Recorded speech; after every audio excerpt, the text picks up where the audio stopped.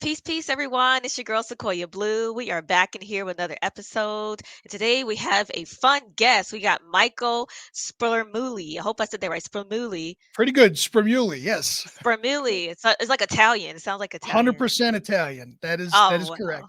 Yay. Yay. So, basically, he's like an astrologer. He's like a astrologer consultant. So it's going to be really interesting.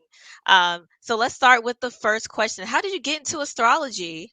Wow, you're making me go back way, way many years in my mind. So I encountered astrology for the very first time back in 1994. I had just graduated undergraduate and I was working someplace. Was trying to figure out what I was going to do with the rest of my life.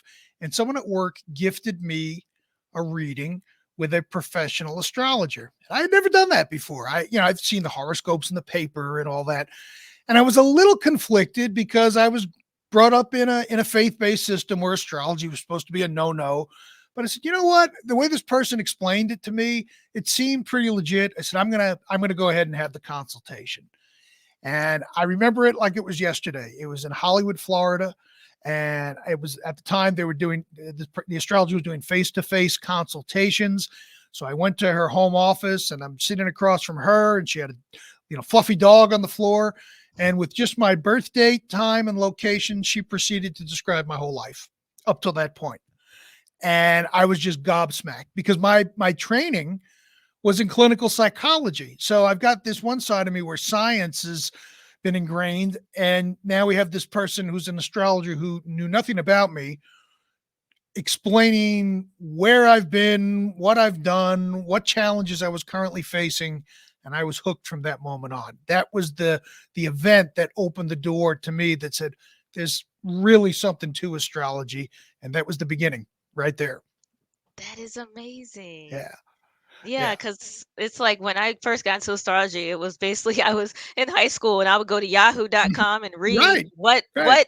every day, like what's my day gonna be like today? That's what I used to do. And Yep. it was my thing. And then I was like, okay, that did kind of happen.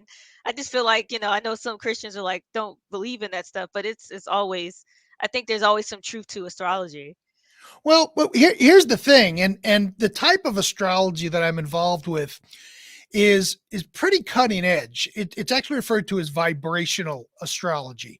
And the thing that's neat about VA, for short, vibrational astrology, is that it really looks at encompassing everything. So it's not a matter of saying, well, astrology overrules religion or it overrules science. VA brings everything together. So religion is integrated. Science is a big piece of vibrational astrology. In fact, I know of two preachers, one Baptist and one, I'm not sure the denomination, who actively utilize astrology in their work. So modern astrology is a lot different than what the ancients were dealing with 2,000 years ago when all this got started.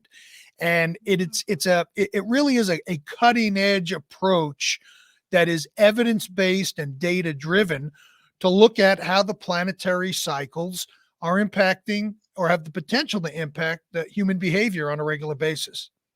Yeah, I like that because like I'm always feeling like if the moon is in this time and it's like because like for tomorrow I think what was the moon in tomorrow? I think I have it down here, but someone sent me.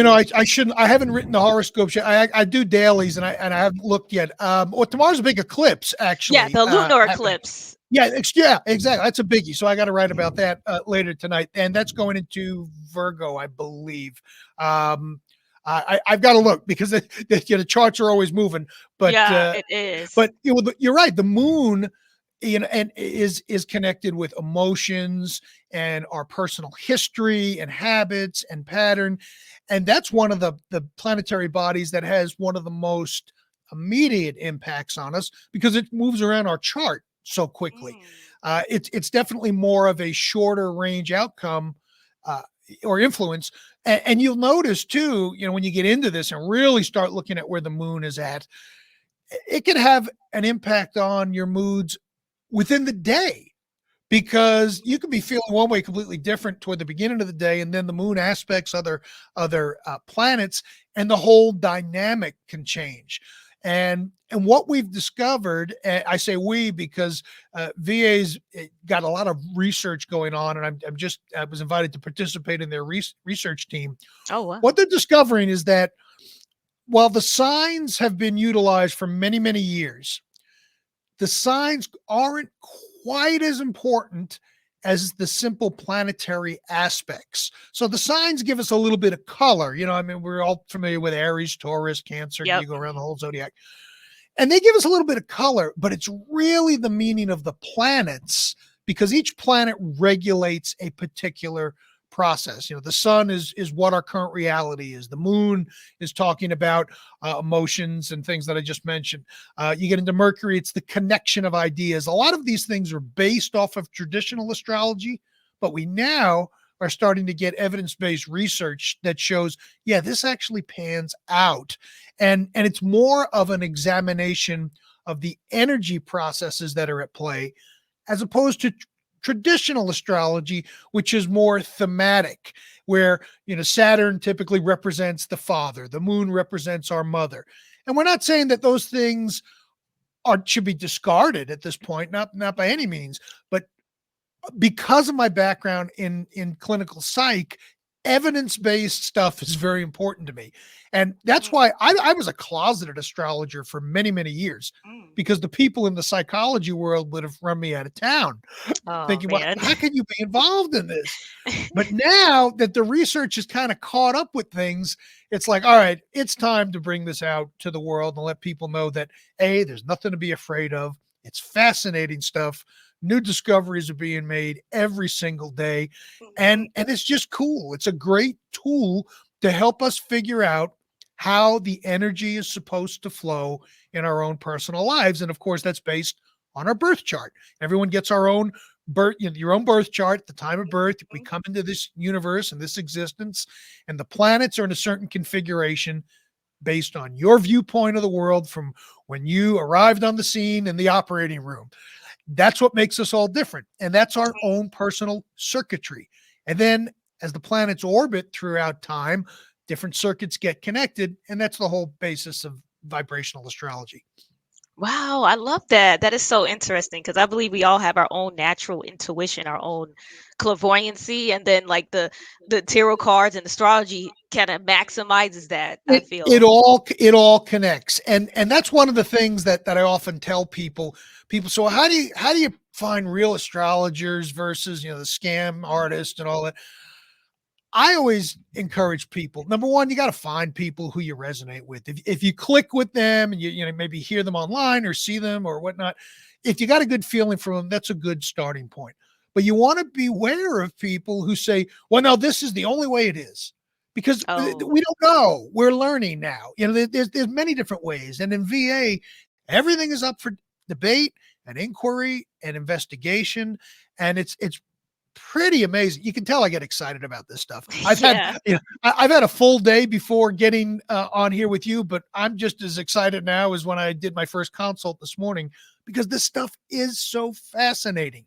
And back in March, I attended a VA conference where there was about 80 VA astrologers in the same room. That's an intense experience. But what was really Wow. amazing, and this is the first time I went to an actual astrology conference. I've seen, that there were conferences out there for many years, but I actually went to one. And what was amazing is we had every type of person in there. We had young people, old people from different nationalities and ethnicities and backgrounds. There were PhDs. There were people who were associated with high levels in academia. There were researchers. There was a physicist in the room. And Oh, it wow. really is, it was almost like 3 days of kind of living in a fantasy world because everybody got along. Nobody was trying to outdo each other, different backgrounds, different walks of life, but we were all utilizing the same language, which was astrology. And it was really powerful. That is exciting. Yeah.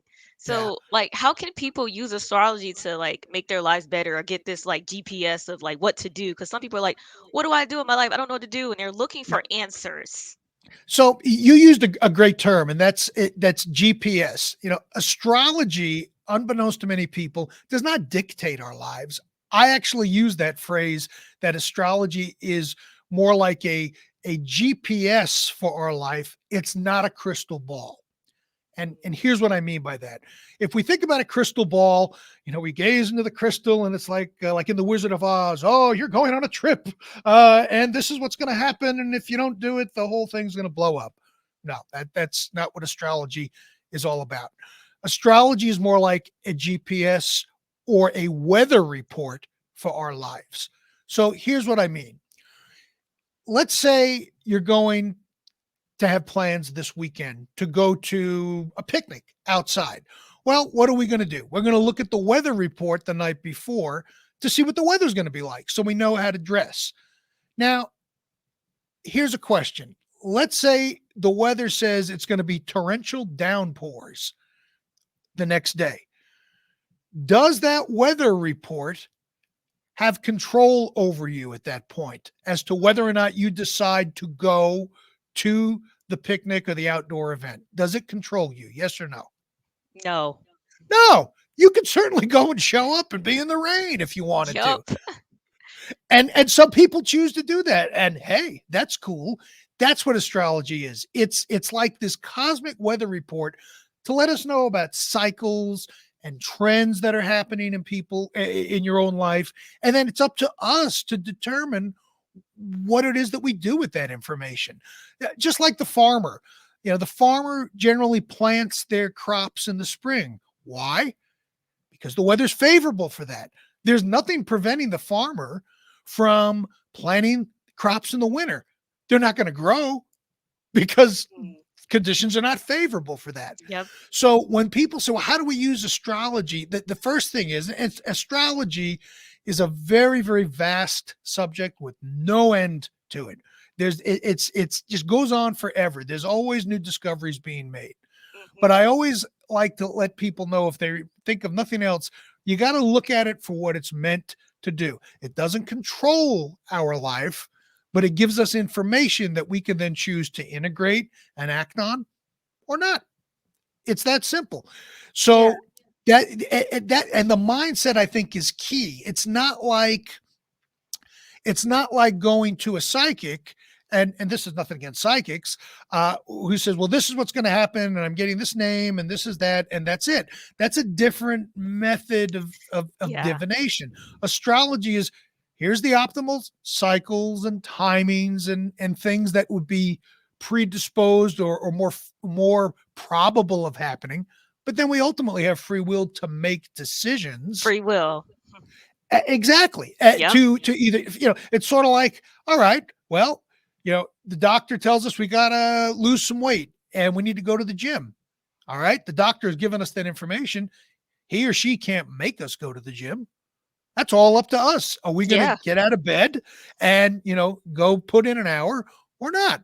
It's the same thing with astrology. And that's why I'm so excited about sharing the idea of modern astrology, because it's not like the old way. I mean, typical astrology, and it sounds like you've studied the subject. So, there are the typical astrology, Western astrology, back from ancient times, has these things that are referred to as planetary rulers of different signs.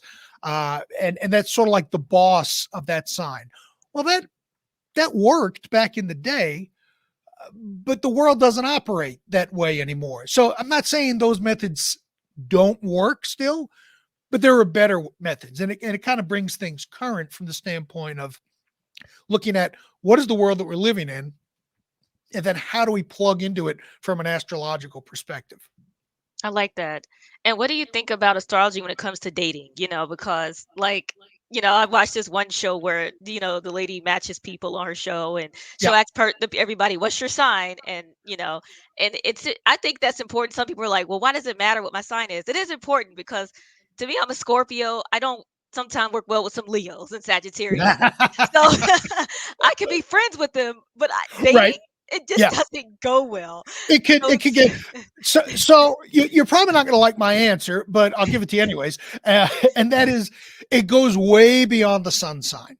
The sun sign, which we're all familiar with, which is what daily horoscopes are written on, and everyone knows what their sun sign. I'm a Capricorn, by the way, January 7th. it absolutely can be helpful, but you got to look beyond that and you got to find out where some of those planetary alignments in both people in the relationship jive versus where they don't jive. Let me give you an example. When we're talking about, we'll use the planet Jupiter, for example, because a lot of people aren't familiar as much with that planet. And I like Jupiter because Jupiter makes things bigger. Jupiter is often associated with good luck. And remember earlier I said every planet regulates a particular process and it does something specific. And Jupiter makes things bigger, whatever it comes in contact with. Now that could be a good thing or it could be a bad thing. Oh. So Jupiter could be a good thing if someone is, if they have a Jupiter placement in their chart, and they, let's say it interacts with Uranus, which is another planet that is having to do with being lively and living in the moment. And let's say someone has a Jupiter Uranus aspect, and they're all about living the big life and having a good time, and they want to socialize and they want to chit chat with people and yada yada yada, all that stuff. And that's a very strong placement for them. But if they're connecting with someone, and I'm talking about the initial 3 to 6 months of the fun time, when we're getting down to brass tacks, when we're figuring out, is a relationship going to go somewhere or not so much. But if you have one person who's wanting to live that instantaneous, fun, uh, big type of lifestyle, and they are paired with someone who has, let's say, a Saturn moon aspect, and Saturn's a different planet altogether. Saturn's about stripping everything away down to the essentials, and a Saturn moon placement in a person, they need a lot of alone time. Mm. They need a lot of time to think by themselves and reflect and unplug at the end of the day. So this is just a very simple example, but you can imagine if you have the Jupiter Uranus person long term with a Saturn moon person, one person's going to want to go out all the time, the other person's going to want to stay in all the time. And I'm not saying it can't work, but there needs to be that acknowledgement of, hey, here's what's important to me, here's what's important to you. Can we work it out, or is it going to be too much work where the relationship then becomes a job as opposed to something special and beautiful? Yeah, I totally agree with that. I think it is. I think I agree with that. I think it is important to basically know the signs and stuff, and then also to just know the person as well. And, and do you believe in rising signs? Because I was told I was Scorpio, but rising Leo, Yep.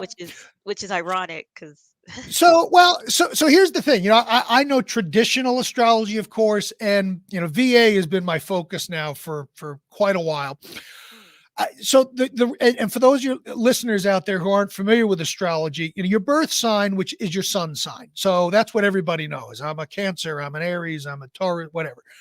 Now, the rising sign is the sign that is coming over the ascendant in your chart, which is the horizon line, meaning at the moment of your birth, where were the house systems in the sky positioned so that that sign was right over the horizon line? And the theory is that your rising sign is what you put out into the world for the world to see. Now, sometimes that could be different dramatically from your birth sign, or it could complement it. So, if we're using traditional astrology, I get you would totally fit the criteria. You said you're a Leo rising, correct? Mhm.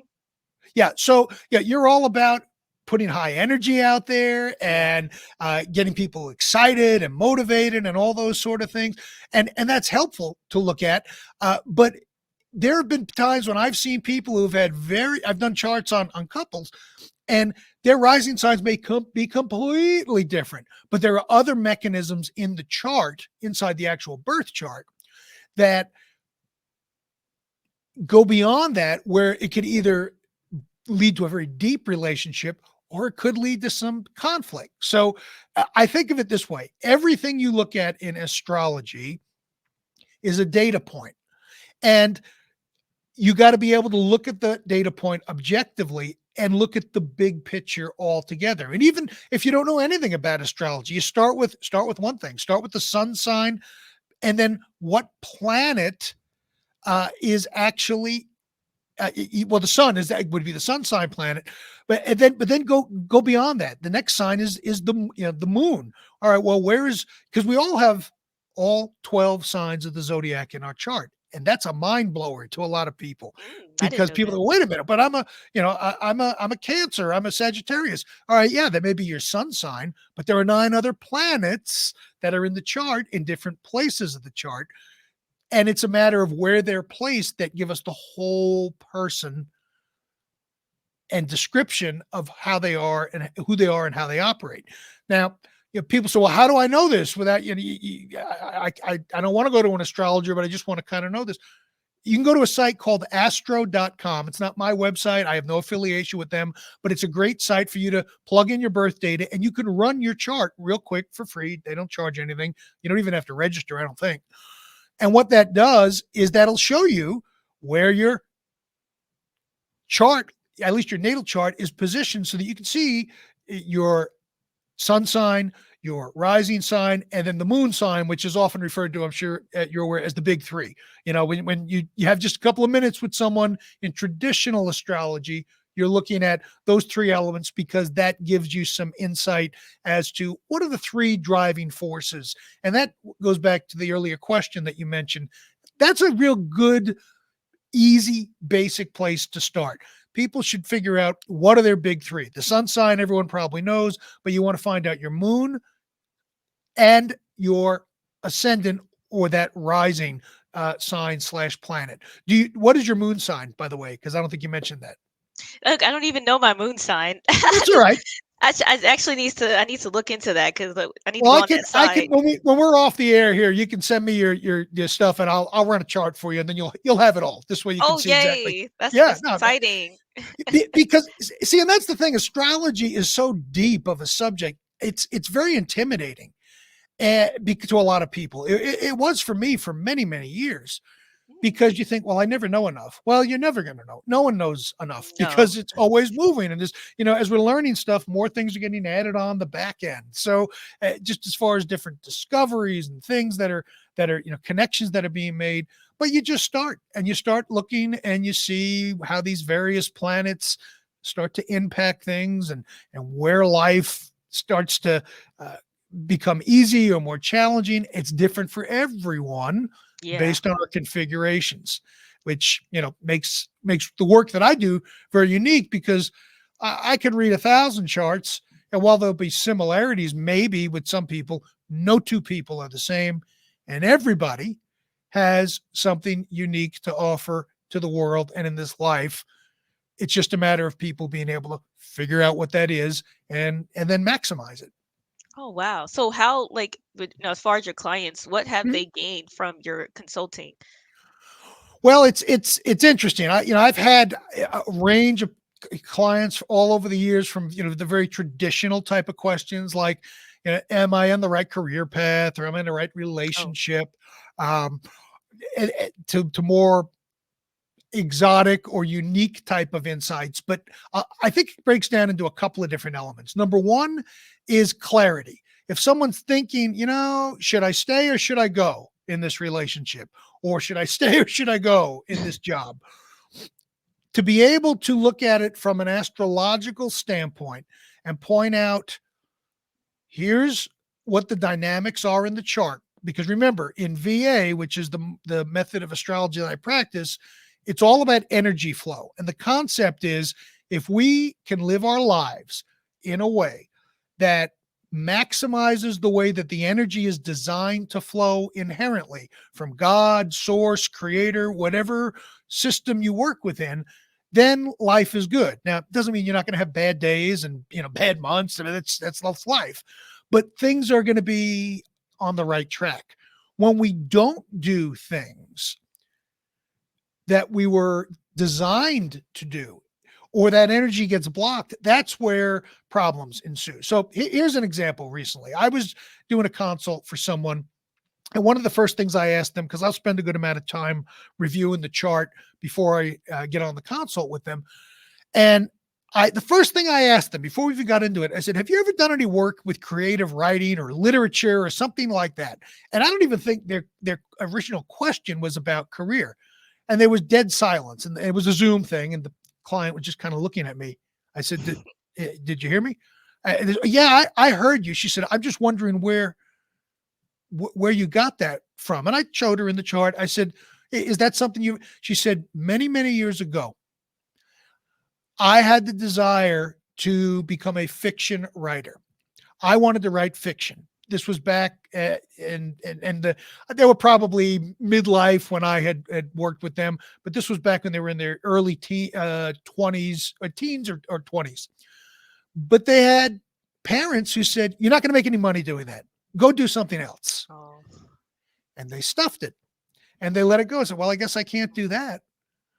And I said, "Well," I said, "here's what I can tell you." I said, "I don't know if you're interested in writing now, but astrologically, you've got the circuit that would be conducive to doing that." And we all have a bunch of circuits, or what I is often explained by the father of modern vibrational astrology, David Cochrane. He's like the main guy. He's been researching this for 50 years, and he's in his 70s now, and he's teaching and lecturing, and it's pretty amazing. But anyways, he says we all have a bunch of radio station tuners in our head / astrological chart, more than we can ever tune into in a lifetime.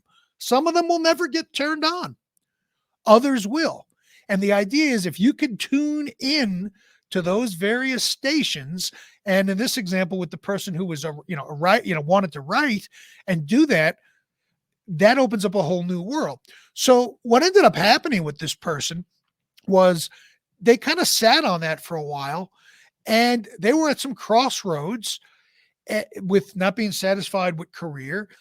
And the fact of me just asking that question, and I didn't say, "Well, go out and write." That's not my job. My job is to put the information out there, help you make sense of it, and then you go and make your own decisions. It turns out they ended up coming to me about a year and a half later and said, "I had a reading with you a while back," because a lot of times I'll read for people once and that's it. Sometimes maybe twice in a year. I don't want people dependent on me. I that's not the way I operate. Yeah. Yeah. But what ended up happening was, in the current, because this was around when the pandemic started, they ended up putting a blog together. I don't remember all the context and what it was. And they're writing fiction and they're doing their thing and they're happy. And that's, to me, it's like, that's just magical, because That is. she had taken that information or that desire or driver that was pretty much close to the surface when she was younger, and then due to external forces kind of discarded that and then buried it. And then it reawoken in her the potential to say, "Hey, maybe I do want to do this." And now, technology, we'll talk globally here for a second. We're in the Aquarian age now because Pluto is now in Aquarius, at least for a while. It's going to dip back into Capricorn for about 8 months. Then it's going to live in Aquarius for many years. Information is accessible now like never before. Yes. Okay. We're seeing government officials being exposed. The secrets that have been held by the few are now accessible to the many. Everything's changed. So Yes. theoretically, she could either write fiction on a blog or write short stories or whatnot and never leave her house. And you don't have to go write a book. There's many different ways of applying things. So it's a way of shining that spotlight on, here's something you could do, or maybe this, or maybe that. And then whatever resonates with you, you go for it. That's amazing. Yeah, I think everybody needs a astrology consultation. It's important because sometimes you just need a little push to think to It's remember. You know. people say to me, well, if you had to summarize astrology in a sentence, how would you do that? And it took me a long time to come up with this, but here's what it is in a nutshell. Astrology helps you understand your past, clarify your present, and maximize your future. I That's like it. that. It clarifies, it understands your past. It gives us some insight as to where we've been, where we've come from, what dynamics were at play as we were growing up. It helps us figure out where we are right now, whether it's good or not so good. When's it going to change? Is it not going to change? And then down the road, looking at different cycles that show up beyond the here and now, it shows us how to prepare. And people say, "Well, do you look at your own chart?" I say, "Heck yes, I'm in my chart every Yeah. day, multiple. I'm always looking at the transits and seeing what's going on. I mean, I look at stuff at a very granular level because I can. I've got the software to do it, and it's just fascinating to me. But I think you since you follow astrology, you probably are well aware we're in a Mercury retrograde right now until the Yeah. Well, all the 14th. technology is gonna mess up and people get emotional. Technology, ideas, not connecting with people. Here's an example. I've been playing phone tag with someone related to something totally outside of my astrology work, but it's like misconnections. On Craigslist, they have that section there, misconnections. I saw you in the bus station, but I didn't get your name. Can we? That's Mercury retrograde. But we know, all right, that's going to settle down on the 14th, give it a week to kind of wash out, and then all that's going to get somewhat back to normal.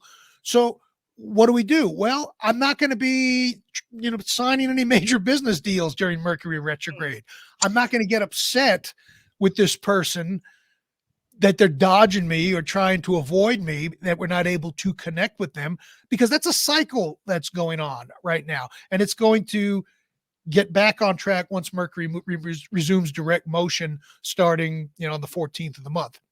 So that's a real practical way of beginning. Even if you do nothing else, you look at the lunar cycles to see what signs they're moving into and keep up with the Mercury retrogrades. That at least gives you a leg up as to what you Yeah. can kind of expect to experience on a very global scale, because the planets affect all of us. They affect us differently based on how our birth chart is. But everyone right now who's listening to this within the sound of our voices, and we're recording this on whatever day we are. I don't even know what day it is.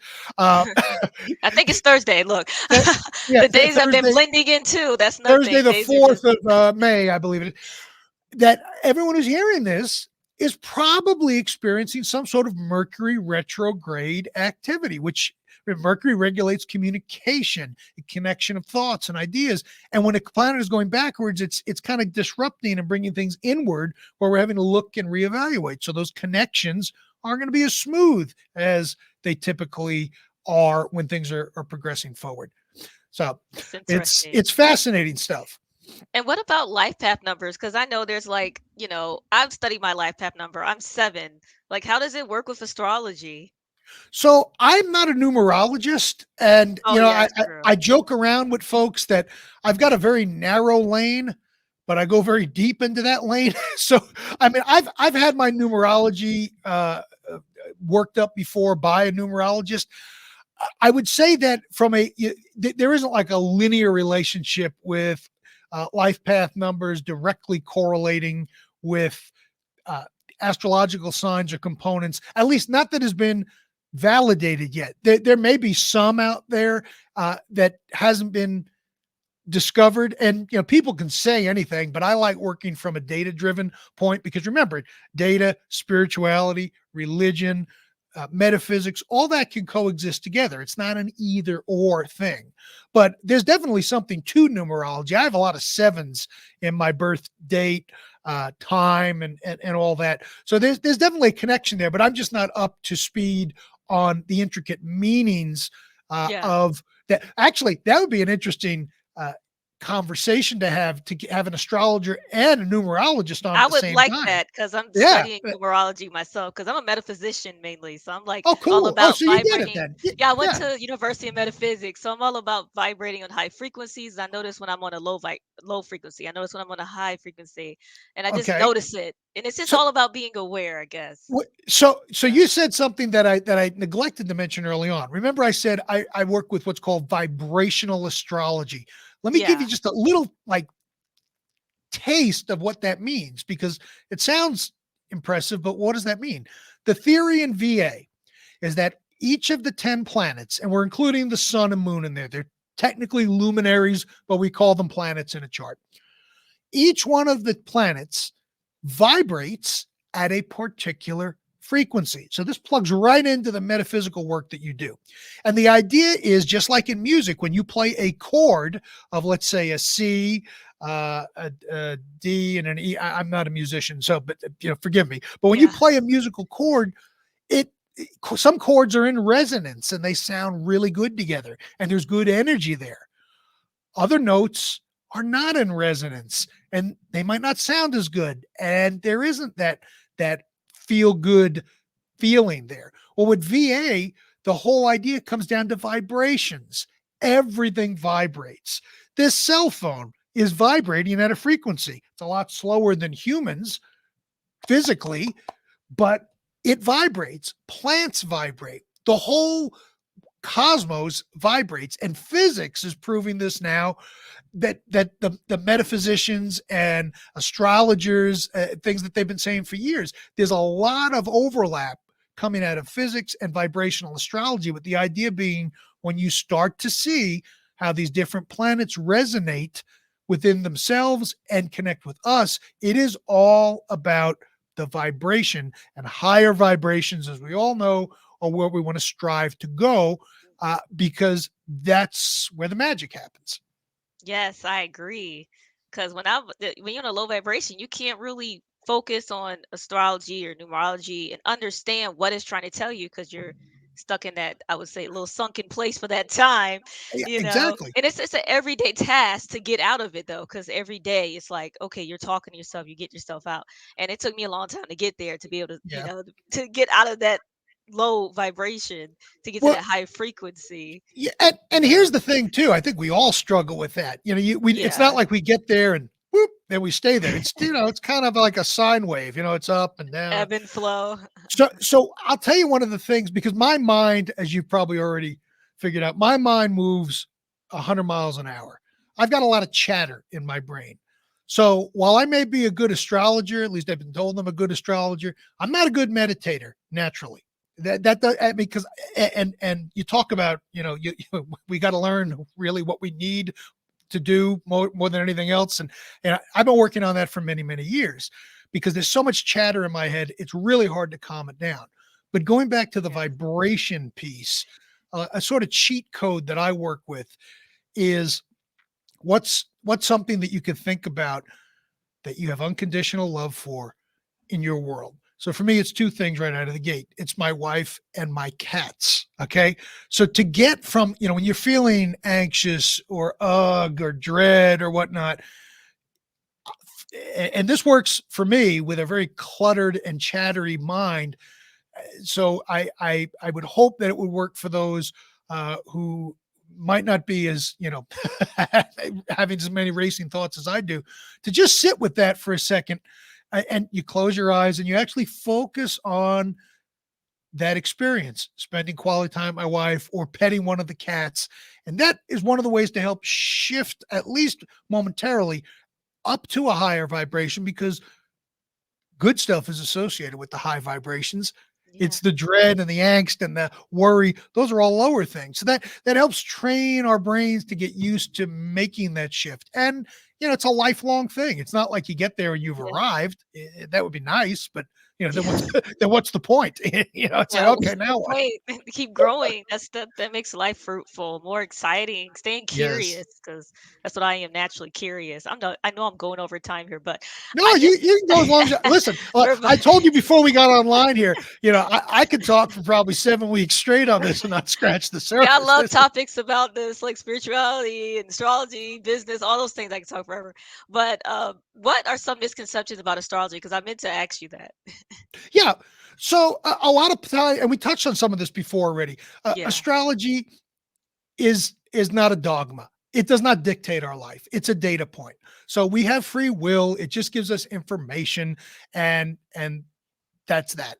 Now, another misconception that people often have is that, and we touched on this earlier as well, is that the signs rule everything. Nah, it's really about planets, aspects, and orbs. Now, that's a little technical. I don't want to get too much into that right now. And that it's a lot more than just the sun signs and the horoscopes that you read. In fact, can I talk for a second about horoscopes? Or are we Yes. close Sure. to the end here? Okay. Sure. So people often ask me, well, Spremulli, what are your thoughts on horoscopes? You read a horoscope, it's there for Gemini, and it's supposed to, relate to every Gemini in the world. So here's my take on horoscopes. They're like the junk food in the astrology world. And this is my my take on that. No one else's. Meaning, I'm not trying to take anything away from anyone because I think horoscopes are great. They're fun in small doses and for the right reasons.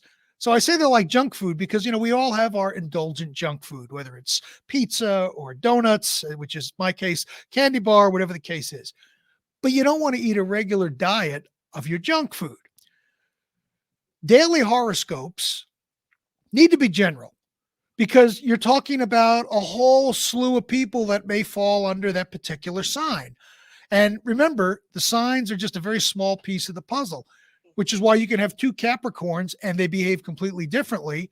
It's not because the signs are different, it's the planets that are underneath it. But going back to horoscopes, I think, and I write them, people can find them on blueridgeastrology.com and on my socials, but I write them with the idea being that they're designed because I look at what's going on in the sky every day and I'll pick the day of the week, whatever the planetary ruler is for the day, or the ruling planet for the day, and I'll write the horoscopes for those two planets.